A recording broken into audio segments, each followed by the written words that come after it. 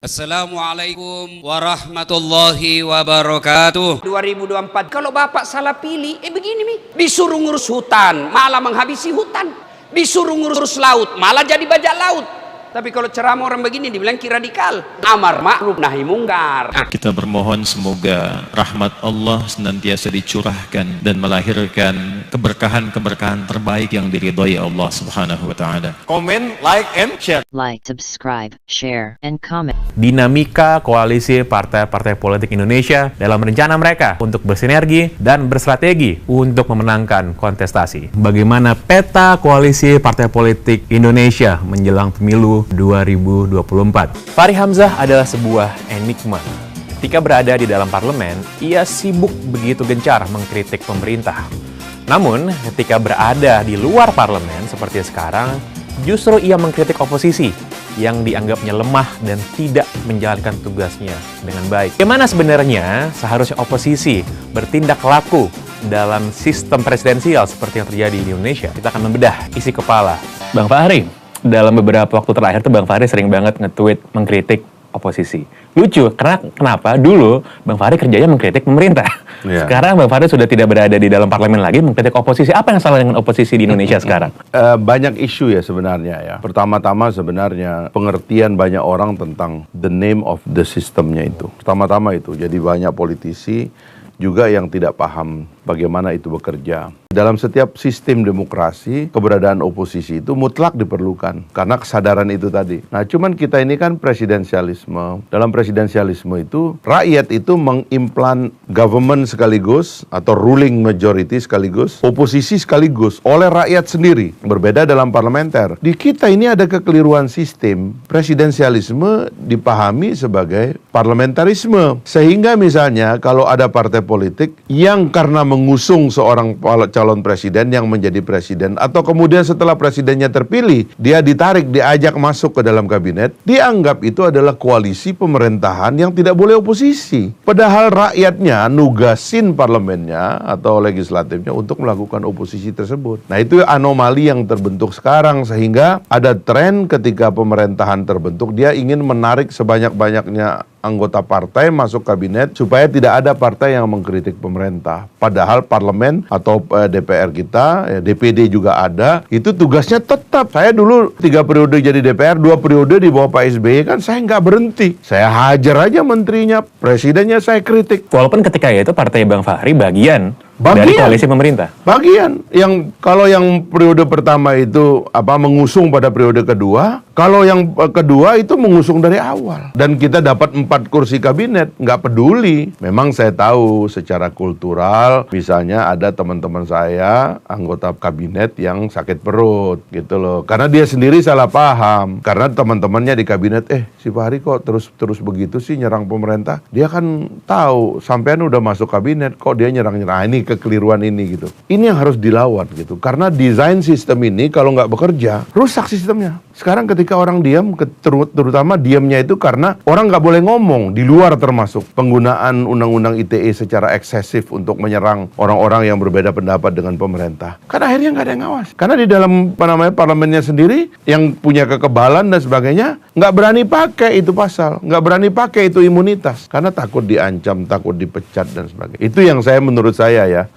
Saya harus menyadarkan, kita ini udah pensiun. Kalau saya sekarang anggota DPR ya, saya akan hajar pemerintah. Saya nggak akan bakalan ngajar teman-teman saya yang oposisi. Justru saya akan ngajak mereka, yuk kita nyerang pemerintah. Bahkan waktu saya di DPR dulu, saya ngumpul sama teman-teman wartawan. Saya ceritain juga, teman-teman, ini uangnya segini nih. Uang yang di eksekutif segini, uang yang di legislatif segini. Coba kita cari agak fokus begitu. Kumpulkan data-data, ajarkan kami, kasih kami data untuk menyerang dan mengawasi pemerintah supaya merekanya lurus. Itulah yang relatif sebenarnya. Kita ada kolaborasi dengan teman-teman media.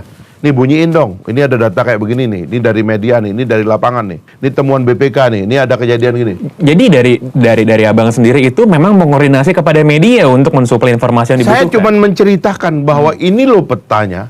Kalau Anda mau menggonggong duit rakyat itu 99% adanya di eksekutif. Tapi kalau soal attitude, etika, kelakuan pejabat bolehlah gitu ya. Tapi yang saya bicara pada waktu itu adalah jumlah uang yang harus kita selamatkan gitu. Nah itu saya cara berpikirnya selama ini begitu gitu. Tapi apakah mungkin kan kalau secara etik memang harusnya parlemen itu menggonggongi eksekutif, gitu. Legislatif menggonggongi eksekutif dalam sistem yang kita miliki sekarang presidensial. Tapi kan lebih mudah Bang bagi partai-partai yang tergabung dalam koalisi ya untuk duduk nyaman, semua mendapatkan bagiannya. Lalu ketika oposisinya hanya tersisa sedikit sekali, oposisinya pun bahkan nggak berani bersuara juga karena kita nanti akan diinjek-injek, gitu. Nah pertanyaannya, ini kan nggak akan bisa berubah mungkin saya rasa, karena semua orang akan merasa ini posisi yang nyaman. Lalu kira-kira apa yang bisa membalikan ini dalam kondisi Makanya ideal? sebenarnya kan dalam tradisi parlementer itu biasanya partai oposisi secara sadar oleh anggaran negara disupport lebih besar daripada partai the ruling majority atau partai pemerintah. Kenapa? Karena dianggap oposisi itu pasti nggak dapat akses fasilitas karena semua budget dan lain-lain itu dipegang oleh eksekutif ruling majority, partai berkuasa. Partai oposisi biasanya nggak dapat. Untuk itu kemudian pemerintah menyengaja atau negara menyengajakan di dalam APBN-nya itu support yang lebih besar kepada oposisi. Anggaran untuk mengkoordinasikan oposisi, anggaran untuk melakukan riset, untuk melakukan penyelidikan terhadap pemerintah dan sebagainya itu diperbanyak oleh budget sendiri. Nah itu harusnya kita tahu sebagai cara sistem itu untuk menjaga keseimbangan. Bahwa kalau Anda di luar pemerintahan jangan dibejek sampai kemudian tidak punya kemampuan apa-apa gitu loh. Nah sebenarnya kalau dalam sistem presidensial itu kan seluruh anggota kongres, anggota parlemen itu kan saya sering mengatakan presidensialisme punya nama lain yaitu kongresionalisme. Karena rakyat milih dua-duanya, milih presiden, milih kongres. Makanya disebut dengan presidensialisme atau kongresionalisme. Kongresnya itu semua. Jadi partai apapun Anda punya kader jadi anggota kabinet atau jadi presiden sekalipun, Anda tetap harus mengawasi jalannya pemerintahan secara kritis. Sebab memang tugas Anda memang diberikan oleh rakyat untuk pengawasan. Sayangnya dalam sistem partai politik kita yang makin feodal sekarang ini, karena lebih cenderung mengeksersis kekuasaan daripada menjadi lembaga pemikiran, akhirnya semua menjadi political dealer gitu loh. Yang mainnya itu main kekuasaan tiap hari. Nanti menteri ini anggota mitra komisi sekian di DPR. Kebetulan misalnya ini komisi ngurus tambang gitu. Ketua umum partainya pengusaha lagi kan, teken konsesi. Habis teken konsesi bilang sama ketua umumnya, tolong ya anggota lu di situ jangan ngomong dong. Gua udah kasih nih konsesi dari belakang. Pola ini nggak boleh dibiarkan. Makanya absennya anggota dewan kita itu secara total sebenarnya saya curigai karena mereka itu adalah korban dari deal semacam ini. Baik deal yang formal karena pimpinan partainya masuk kabinet, ya kan, atau menjadi anggota kabinet, atau yang tidak real. Saya punya banyak teman anggota DPR ya, yang nggak pernah bicara di kongres, di parlemen, tapi kerjaannya ngantar sumbangan. Dan begitu saya cek sumbangannya itu dari menteri. Atau kalau menterinya menteri BUMN, kayak Erick Thohir itu gagah deh tuh. Karena dia bisa memobilisir ratusan BUMN untuk memberikan CSR di daerah-daerah pemilihannya anggota kongres. Sehingga susah kita mencari pengkritik Pak Erick dari dalam PR sendiri, apalagi Komisi 6 gak bakalan. Karena CSR BUMN itu dibagi di daerah pemilihan itu. Nah ini kan pola yang tidak sehat dan tidak boleh dibiarkan. Sehingga seharusnya kalau menurut saya pengawasan kita sekarang itu adalah memeriksa kenapa ini parlemen kita nggak efektif. Kenapa gampang sekali mereka dibungkam. Itu masa depan kita gitu. Tapi sebenarnya kalau kita lihat ya tone-nya Bang Fahri di sosial media dan juga yang sering di-quote sama media, sama pemerintahannya Presiden Jokowi yang sekarang terlihat lebih friendly Bang dibandingkan dengan sebelumnya. Jadi Bang Fahri sebenarnya tetap dalam posisi yang mendukung dan support kan? Kalau teori keseimbangan aja, kan kalau dulu saya dipilih oleh rakyat, betul-betul dipilih, dan saya tuh perasaan dipilih itu kuat. Pertama karena suara saya paling banyak, yang kedua karena saya ngerti bagaimana sistem ini bekerja gitu loh. Jadi saya mohon maaf kepada Pak SBY, saya kan pernah ngeritik. Dan yang lucu waktu Pak SBY itu saya kan dipeluk karena di akhir masa jabatan beliau minta rapat konsultasi dengan DPR. Kebetulan saya sudah jadi pimpinan DPR, beliau masih kabinet. Beliau masih presiden diundang. Lalu di dalam rapat itu saya menyatakan ke beliau, Bapak Presiden, saya sebagai junior, saya bilang meskipun Bapak sebentar lagi akan ini, saya minta maaf karena 10 tahun ini saya termasuk banyak ngeritik. Dan tapi mohon maaf itu karena tugas saya Pak. Saya bukan ngada-ngada dan saya nggak pernah ganggu pribadi Bapak. Tapi tugas dan jabatan Bapak yang saya. Oh dia peluk saya. Teruskan Dinda. Kata Pak SBY ini. Nah ada kesadaran itu di pemimpin-pemimpin kita. Saya begitu menjabat memang apa boleh buat. Saya kepada Pak Jokowi saya ngomong, Pak, mohon maaf Pak, ini tugas Pak, begini-begini. Pak Jokowi juga ngerti. Malah waktu sama Fadli kan diberikan tentang itu kan, serius beliau.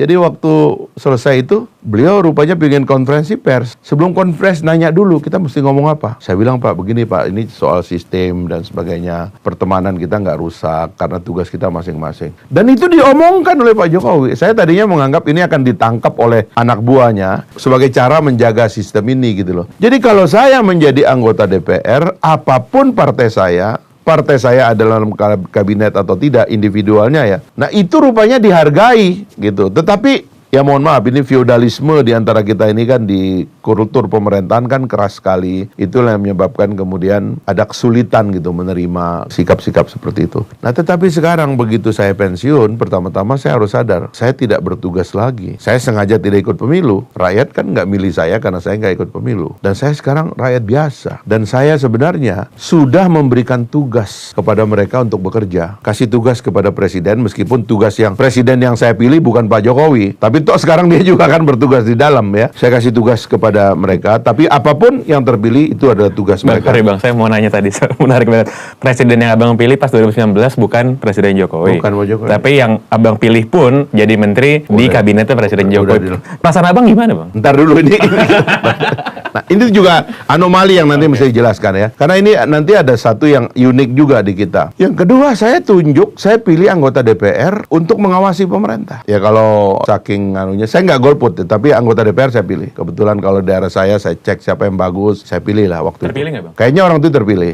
Nah, bayangan saya, kalau ini sebenarnya teori dalam negara demokrasi, dalam kultur demokrasi. Begitu Anda selesai berpolitik 5 tahun, Anda kasih orang ini tugas masing-masing, ya Anda cari makan dong. Rakyat nih, kita sebagai pembayar pajak, Anda, saya, dan kita semua ini, ya kembali cari makan dong. Saya kerja, udahlah tinggalin aja, negara udah ada yang ngurus. Kasarnya kalau dulu orang-orang bilang, udahlah itu udah ada Fahri di sana, di DPR, tenang kita. Sekarang rupanya begitu kita begitu, orang bilang, bos di sana tidur semua bos, sudah nggak ada yang kerja, pada diem semua. Nah ini ada problem, ini yang menurut saya harus difikskan. Saya nggak mungkin lagi turun gelanggang kayak kemarin, disuruh berantem kayak kemarin, babak belur saya, nggak punya gaji, nggak punya fasilitas, nggak punya imunitas. Pecah saya kalau berhadapan dengan pemerintah sekeras dulu. Maka saya cari cara lain. Kita kritik semua yang kita pilih ini, bilang, sistem lu nggak seimbang loh, lu terlalu diem loh DPR, lo ini DPR yang menyebut dirinya oposisi juga ini kan, kemana-mana cuman bagi sembako aja orang. Saya pilih Anda kan bukan untuk bagi sembako. Saya pilih Anda kan untuk menghadapi pemerintahan, mendengar kritik rakyat. Kenapa banyak orang ditangkap? Kenapa banyak sekali penyimpangan yang disebutkan dalam laporan-laporan? Anda nggak investigasi. Kenapa Anda nggak menggunakan hak bertanya? Kenapa nggak Anda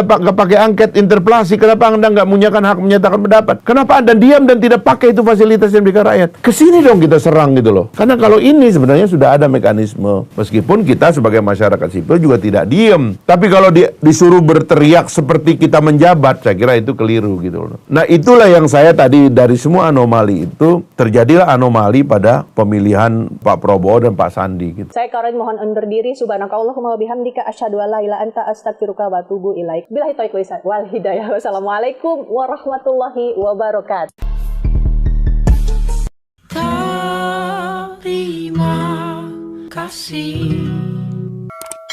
Terima kasih. Wassalamualaikum warahmatullahi wabarakatuh.